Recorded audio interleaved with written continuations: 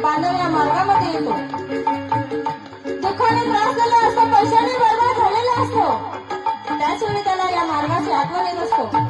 आणि जेव्हा तो सुखी असतो, आपल्या घरामध्ये तो सुखी समाधानी असतो, आपल्या परिवारामध्ये, त्यावेळेस तो या मार्गाची निंदा करतो आणि म्हणतो काय तो परमात्म्याचा मार्ग आणि कोण जाईल त्या मार्गामध्ये.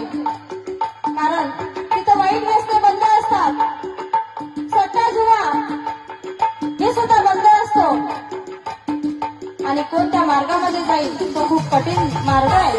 म्हणून तो विचार करतो आणि ज्यावेळी पैशाने बरबाद झालेला असतो, दुःखाने त्रासलेला असतो, सगळे मार्ग ज्यावेळी त्याच्या डोळ्यापुढे बंद होतात आणि त्यावेळेस एकच मार्ग त्याला दिसतो की आता आपल्याला या मानव धर्माच्या मार्गाशिवाय आपलं दुःख दूर होऊ शकत नाही. म्हणून त्याच वेळी तो रोगी या मार्गामध्ये येतो आणि आपले दुःख